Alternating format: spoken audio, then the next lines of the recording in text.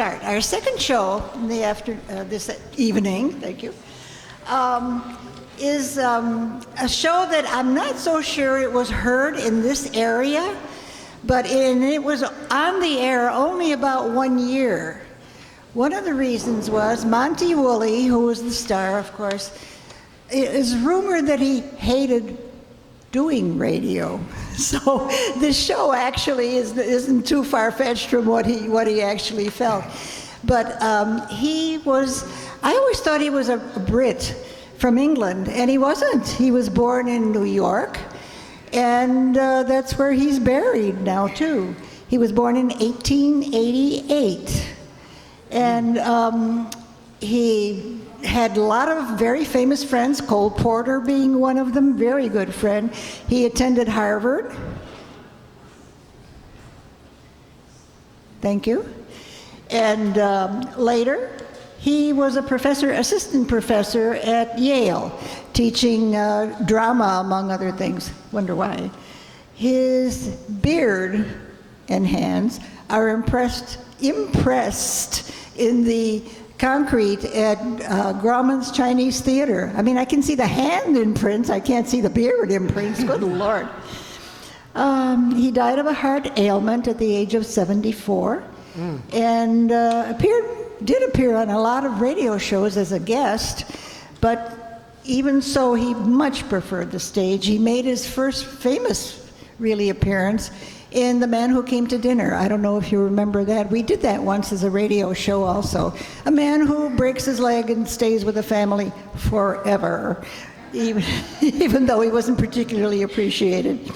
So let's tune on our radios again and get back and see how his post-Shakespearean life is now being heard again. Now being 1951. Thank you.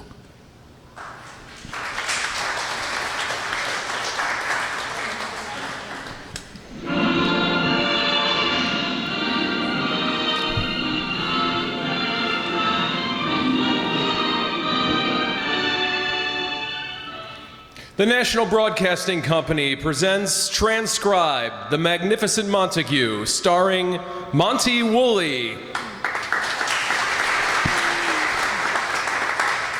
Edwin, the Magnificent Montague, for the first time in his swashbuckling career, is living in fear. Mortal fear that his old theatrical friends of the Proscenium Club will find out his dark secret, that he, Montague, the giant of the Shakespearean stage, is now Uncle Goodhart, hero of an afternoon radio program. Especially now, since the Proscenium Club is honoring Edwin with a Silver Jubilee dinner for his 25 years in the theater. It is morning in the Montague apartment. His wife Lily and Agnes, the maid, are up, waiting for Montague to arise. Agnes? Agnes? What is it, honey? Did you get Edwin's full dress suit out of the trunk? He'll be wearing it at his Silver Jubilee tonight. I got his suit out. I was just reading one of the newspapers the suit was wrapped in. The newspaper? Yeah, here. Look at the headline. Roosevelt sworn in as president. Roosevelt. Imagine the last time he wore that suit. Well, listen to the article. It's an impressive ceremony at the White House. Theodore Roosevelt took the oath of office. Agnes, look. There's no mothballs in this suit. Are you kidding? This suit was put away way before mothballs were invented. Oh, Agnes, how time flies. Every Shakespearean actor in New York will be at the Proscenium Club tonight to honor Edwin. What a stockpile of ham. Just imagine, every distinguished actor on Broadway will be at that dinner for Edwin. And a free meal. Agnes, it'll be thrilling. After dinner, everybody would file into the ballroom and then form a conga line right down to the unemployment insurance office. Oh, Agnes, it's Edwin's Silver Jubilee. He's been in the theater 25 years. He deserves the honor. It was 25 years since I came here in the same house to work with him. And to think, I gave up a job in the Siberian salt mines for this. Ah, Agnes, stop exaggerating. You stood up pretty well. Sure, after I had that operation that had all my nerves removed. Agnes, you're being silly. Oh, I'll get the phone. The residence of Edwin Montague and Lily Bohem, Agnes on this end. Who? Oh, no kidding. Oh, baby doll, you're in town?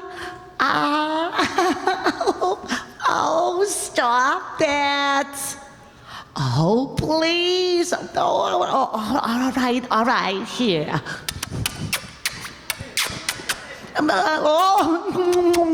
Yeah, I love you too. Hurry on over, we're expecting you. Agnes, who was that? Montague's father. The old man? The old Montague himself. The greatest Shakespearean actor of all time. What a doll. But of course, he came to attend Edwin's Silver Jubilee. Oh, I hope they get along with each other this time. The battle of the century. The great Montague versus the magnificent Montague. Oh, this makes it a real jubilee. Oh, Agnes, don't provoke them. The old man came all the way from his estate in Vermont just to honor Edwin. Maybe he's finally going to admit that Edwin can act too. 85 years old, and he has had Edwin on the ropes every time. Shh. I think Edwin's up.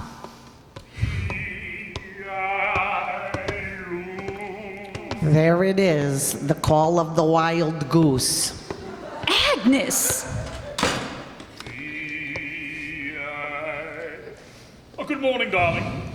Good morning, darling. Good morning, Agnes. Good morning, darling. Ah, this is nice. Everybody happy, getting along. Cat, I feel wonderful this morning. I'm even looking forward to one of Agnes's breakfasts. I feel like living dangerously. He has to get nasty. For a second there, he had me lulled into a false sense of security. Now, Agnes, be happy. Well, I must say that's the most intelligent thing she's said in 25 years. Hey, monster, you're gonna have breakfast here, you're gonna go over to the blood bank for it. Agnes, your beautiful voice continues to baffle me. I don't know whether to answer you or throw you a fish. Oh, you're so good to me. Agnes, please. Lily, what plans Jarvis has for the Proscenium Club tonight? Speeches, toasts. They're doing a bust of me and commissioned a painting to do me in oil. Oh, I've been wanting to do you in oil for years. Boiling oil.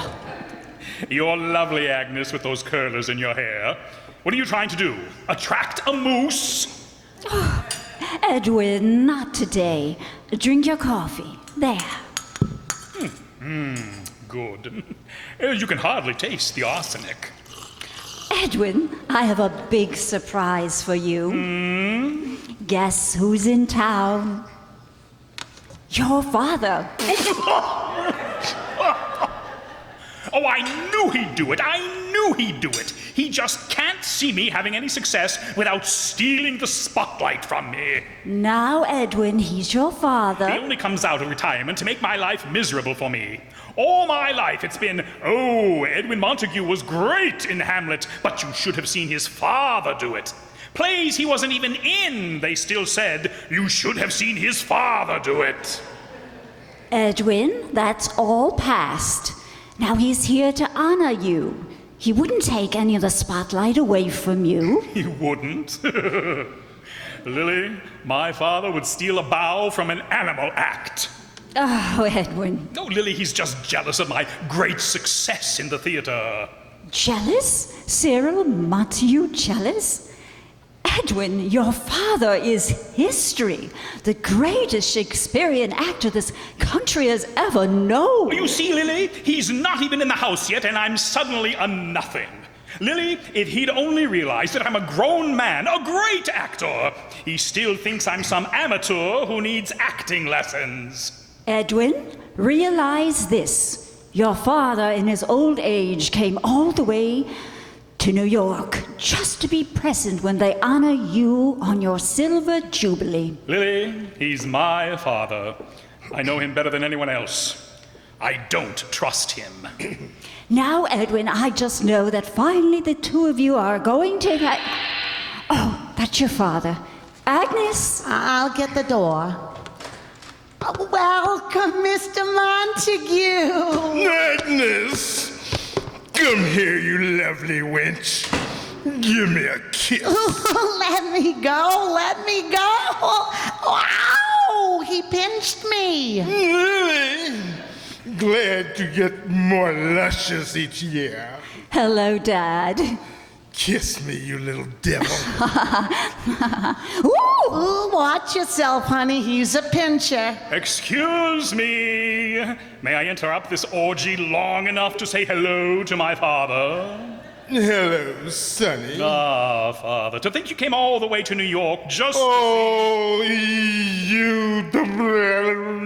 you're talking like you've got marbles in your mouth, aren't you? Oh, Dad, don't start again. I've spent my whole life trying to teach you how to speak correctly. And what comes out? Oh, Dad, please. And stop whining. I told you 10,000 times, if you want to be an actor, speak out. Project through the mouth, Sonny, not the nose. Dad, please. I've spent my whole life hearing that. And you didn't learn a thing. From the abdomen.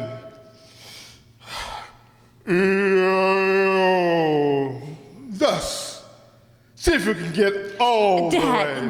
Dad, sit down and have some breakfast with us. Yes, Dad. Have breakfast. As Macbeth said, here to us. Pay attention, Sonny. Here to us our meat. Sleep to our nights. Free from our feast and thy good bloody lives. Beautiful, Dad. Wasn't it, Edwin? Yes. Agnes, you must be finished mutilating the breakfast by now. Bring it in. Here are the eggs, toast, sausage. Dig in, folks. Oh, here, let me help you, Dad. Thank you, Lily. So, they're giving you a silver jubilee, eh, Sonny? Well, Dad, after all, it's been about... Stop 25 talking with your mouth full of food. Worst mannered boy in the world. The money I wasted sending him to school. All right, Father, all right. Look at him. Wipe the egg off your face. Straighten your tie. Appearance, son. Appearance. Look, Dad, You can't be an actor. You can't be an actor and be sloppy. Appearance is everything. How many times have I told you, if you walk into a producer's office looking like a pig, you'll never get a job. Edwin! Father, please try to understand this for the last time. I am not a young actor looking for a job. I've spent 25 years on the stage as a big star, so please stop talking to me as though I were about to play my first role in a high school play. This is the curse of being in the theater, Lily. You never have time to bring your children up right. Well, after all, Dad, Edwin was one of the biggest stars in the theater. Oh, thank you, Lily. I was beginning to think you had forgotten too. Big star. Ha! In my day, E.H. Southern,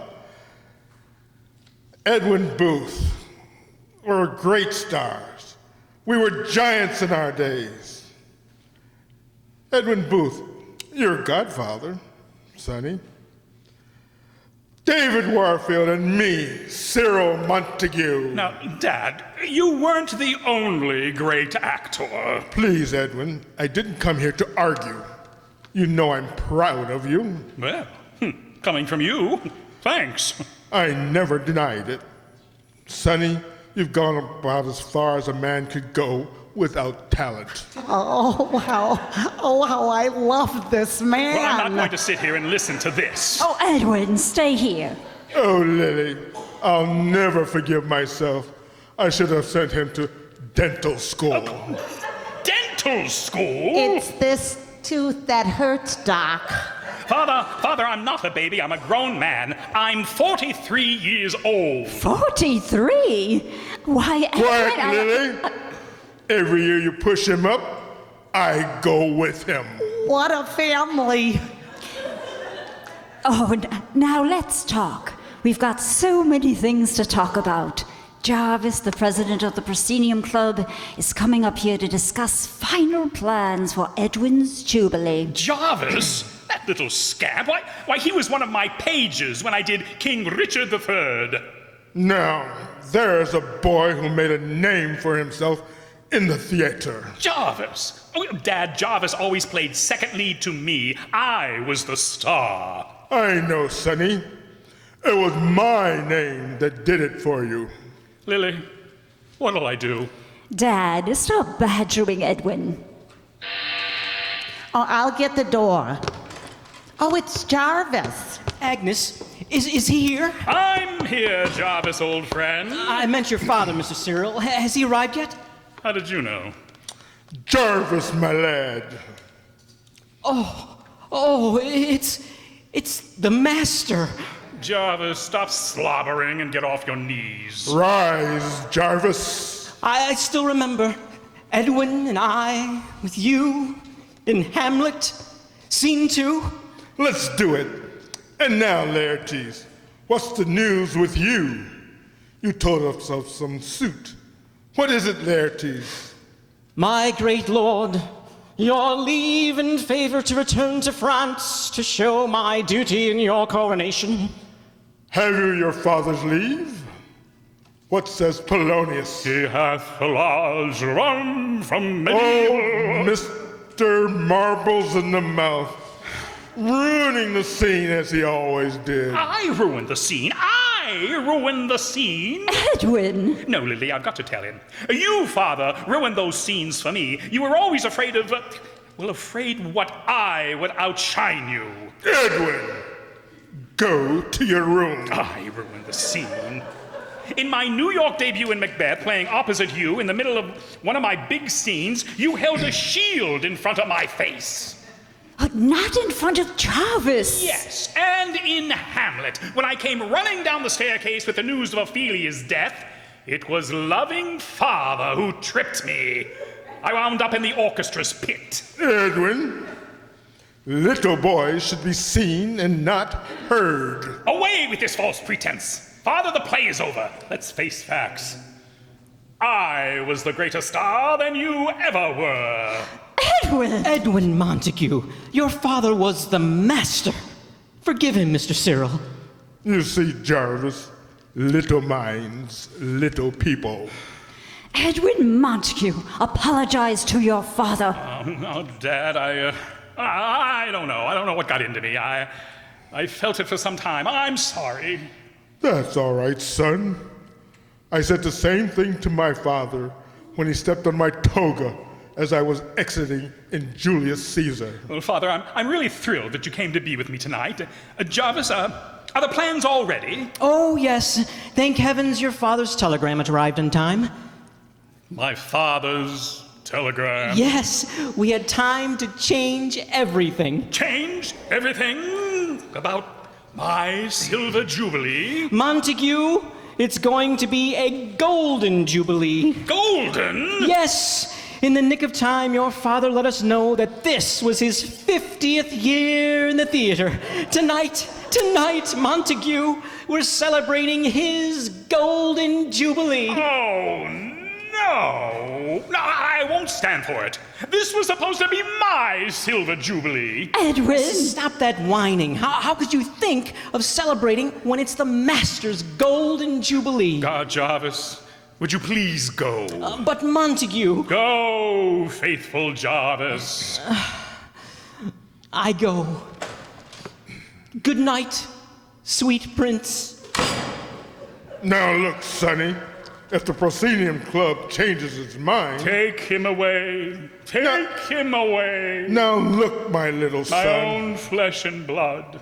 This is the man I called Sonny. Daddy. Respect your elders. Oh, why didn't you send me to dental school? Oh, no, Edwin. Oh, please, Lily. I want to be alone. Oh, please see who's at the door. Okay. It's Mr. Zinzer. Zinza? Oh, hello, Mr. Montague. Never mind, Zinza, never mind. See you later. Well, I just came from the radio station. No, Mr. Zinza. We've changed our mind. We don't want to buy any radio. Radio? I brought you the script for your radio program. No. Radio program? Look, Dad. Let me see that script, young man. It's a Jim Dandy. Uncle Goodhart saves a little old... Never mind, Zinza. Wait. Uncle Goodhart? Sure. Mr. Montague's Uncle Goodhart on the radio. My son. A Montague. On radio? Quick, Edwin, he's fainted. Agnes, water. I'll get the smelling salts. Gosh, he must be a real fan of yours, Mr. Montague. Zinza, get out. Don't hit me. Out. Oh, dear. What did I do now? Oh, here, Dad, drink this. Never mind. Please. I want to speak to my son. Alone. Come, Agnes. Coming. Father, Quiet! Radio, is it? Edwin, when I leave your house in a few moments, it will be for the last time. I shall consider my son dead. Oh, Father, please listen to me. No! All I know is you're the first Montague to desert the theater. You have dipped our standard into the muck. No, Father, I haven't dipped... 88 years. There are Montagues who never worked a day in their lives, but they never gave up the theater. Father... Don't call me father. You're no son of mine. Edwin Montague. Uncle Goodhart. Well, they pay me $300 a week. Edwin Montague, you have earned your pound of flesh. I have 10 million listeners 5 times a week. 10 million listeners. Better you were reciting Shakespeare to one slave in the marketplace.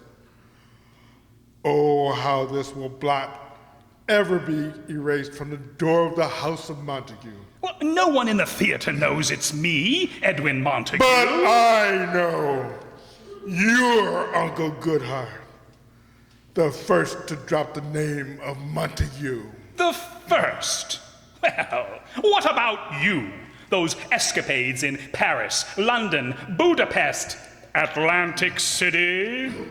Under the name of Gaylord Ravenel. How many times was the name Gaylord Ravenel entered on police blotters, picked up in gambling saloons, or be dropped by city milk wagons? Quiet! I used the name Gaylord Ravenel to protect the name of Montague you have so carefully dirtied. Goodbye. Where are you going?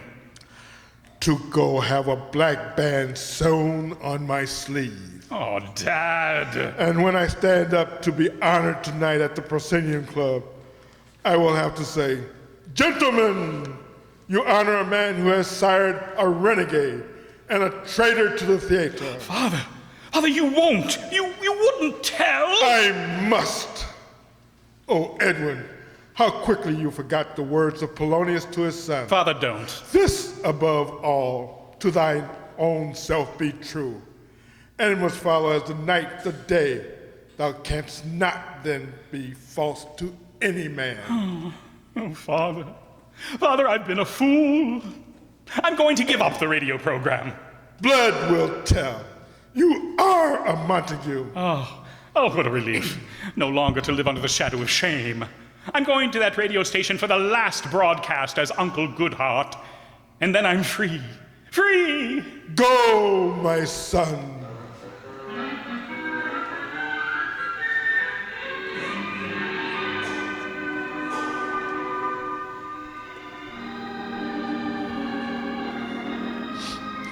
And so, dear listeners, as we leave Melissa looking at Ronald as the prison gates close behind him, not to reopen for 55 years, and little does Melissa know that her own brother was the one who planted those stolen jewels inside Ronald's Christmas turkey. So much for Ronald and Melissa, until tomorrow. And tomorrow, dear listeners, your Uncle Goodhart may not be here in his little cottage on the sunny side of the lane. Yes, your Uncle Goodhart may go broke, for he found that money cannot buy clean conscience. So goodbye, dear housewives. No matter who your Uncle Goodhart tomorrow, remember, always keep your eye high into the sun, and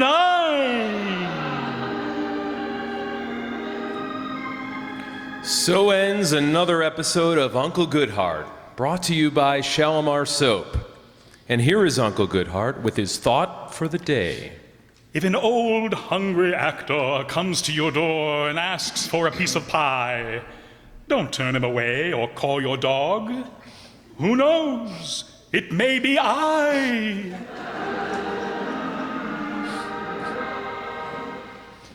Okay, Mr. Montague, you're off the air. Last time. Gad, I can breathe again. Mr. Montague, what was that you said at the end of the program? That you weren't coming back on the air? You shouldn't scare people like that. Gentlemen, I'm through. I am quitting. Quitting? Did you say quitting? Zinzer, did he say quitting? I heard him say quitting. Did you say quitting, Mr. Montague? Yes, I am quitting. Through. Finished. Is it something Zinzer did? Zinzer, did you do something? Did I do something? I didn't do anything. Quiet! Mr. Montague, what will Shalimar Soap do without you? They will continue to pass off that latherless mess on the unsuspecting public. But Mr. Montague, think of your listeners. What will happen to them without Uncle Goodhart to guide them? Let them go en masse to just plain Bill. Mr. Montague! Oh, Mr. Montague! no. We were going to surprise you. The sponsor wanted to give me this new contract to you. He doubled your salary. $600 a week. 600? Oh, death, where is thy spear? Well, Mr. Montague? Oh, the name of Montague.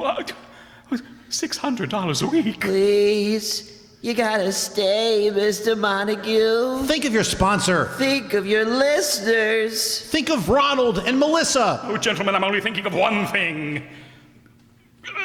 $600 a week.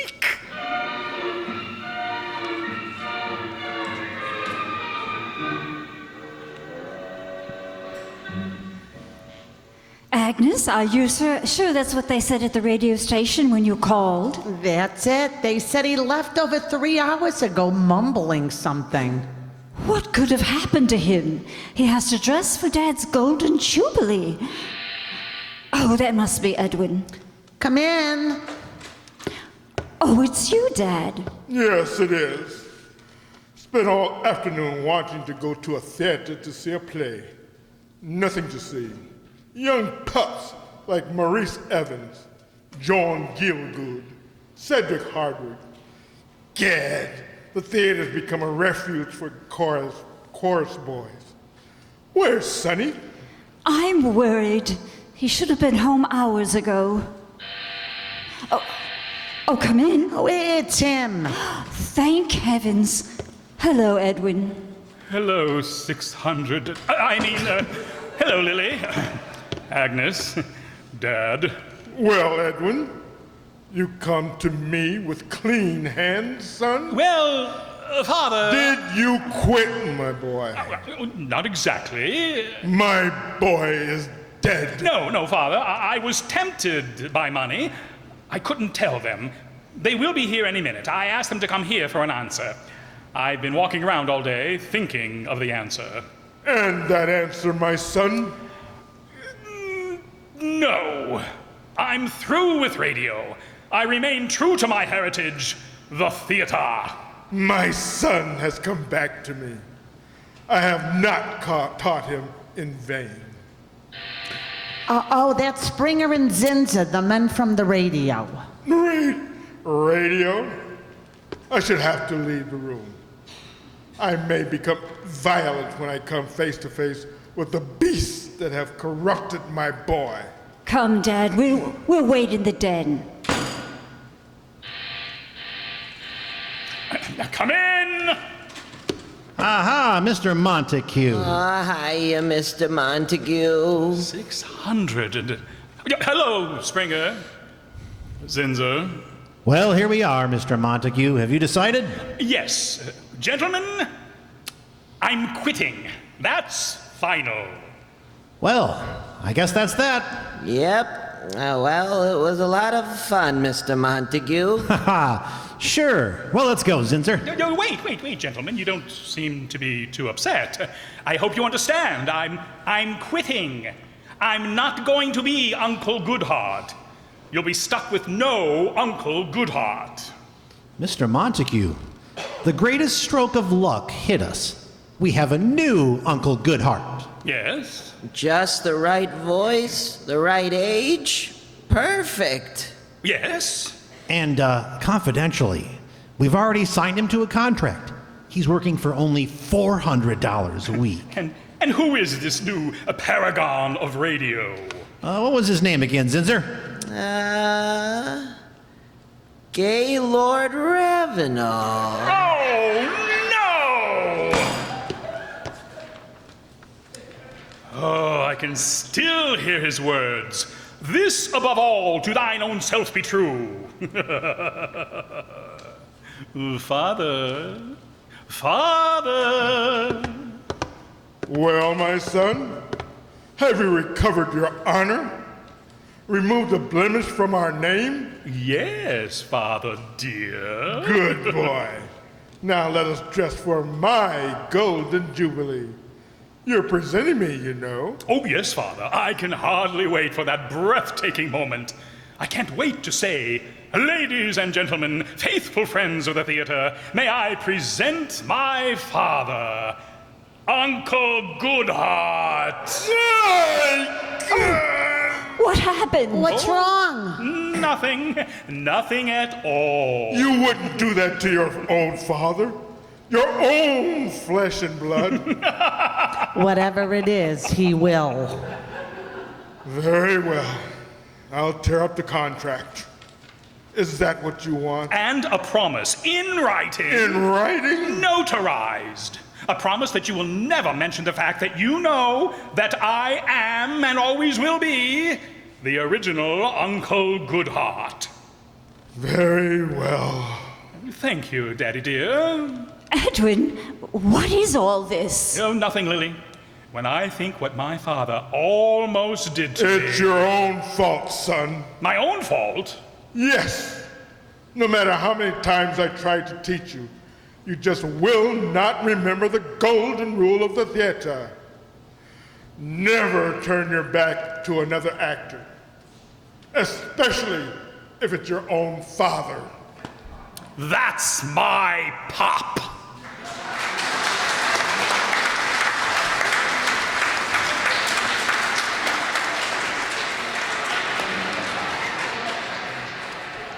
Join us again next month when the Riverside Township radio players will appear here with another hour of old-time radio recreations. More about that in a minute, but first, know that his original Montague show, starring Monty Woolley, was created and directed by Nat Hiken, written by Nat Hiken and Billy Friedberg.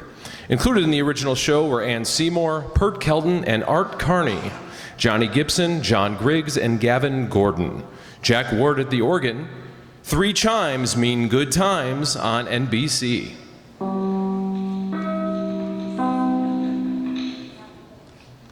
Now, only 83 years later, your real live stars are the faithful Lily Boeheim was Donna Amesmeyer.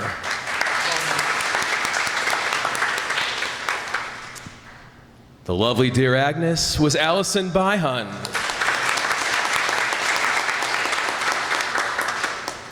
Cyril Montague, or Gaylord Ravenel, if you prefer, was Andre Dixon.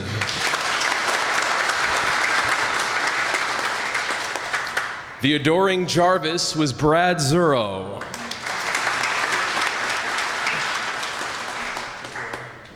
The snivelly Zinzer was John Byhun.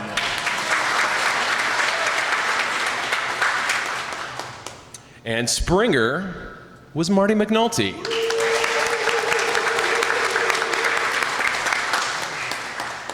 And I am so happy to have this opportunity tonight to introduce next month's director. I know a lot of people know Reggie Jackson as Mr. October, but around here, our Mr. October is Andre Dixon.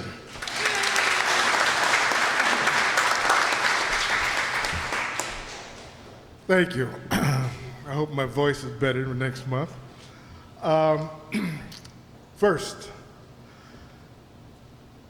I want you to bring your friends and try to get here a few minutes early. We're going to change everything to something you have never seen nor thought of. October is a month that we try something strange. We have 3 shows for you.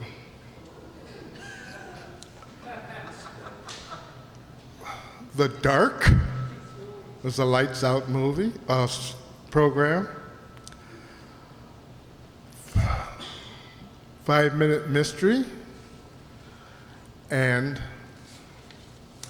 Ghost People, another lights out show. This will be special. So please be here a few minutes early. You will need the time because you will be involved in some way or another. I guarantee that. Ellie can give you the dates, times, and all that, but make sure you're here.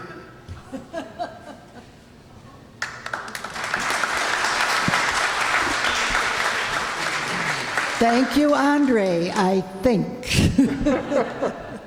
He lives for surprises. This is a guy who was a principal in high school, retired. He led a team of, was it girls, volleyball? Basketball champs in the city of Chicago. And I can't tell you what else he's been into. He's very into chess. He teaches young people in Chicago who are very being taught chess as a way of thinking. And I'm sure he's done a bunch of other things, haven't you? 1 or 2. Anyway, I do want to, how many of you remember the name Gaylord Ravenel? We got a couple hands back there. Showboat, Edna Ferber's Showboat. He was the gambler. Remember that? Oh, yeah. And there are also other people you need to thank. First of all, the township, of course, with Vera Wilt being the supervisor. And there are 2 other people. Otherwise, we would not have had a show tonight.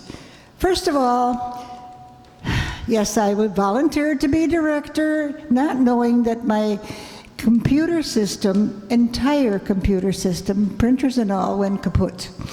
So now how do I get whatever? It was a nightmare. But one person came to my rescue to at least get these scripts out, so we would have scripts for our first rehearsal. And that is a man here who comes to most of our shows. Jerry Silhan, stand up, sweetie.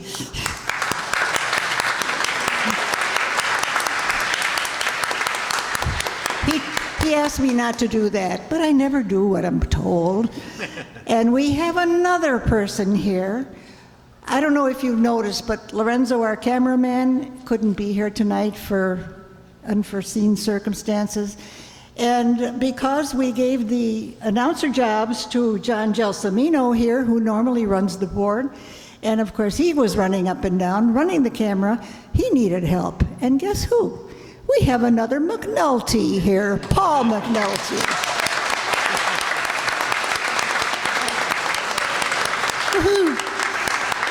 He has his own cheering squad. His younger brothers right here, they're jumping up and down along with it and laughing. Yes. So thank you very much for being a great, great audience. See you next month, the 4th. What, anybody know what the date is? 2027. Whatever, 27th. Leave it to Marty. And see you here, bring friends, and love seeing you again. Thank you so much.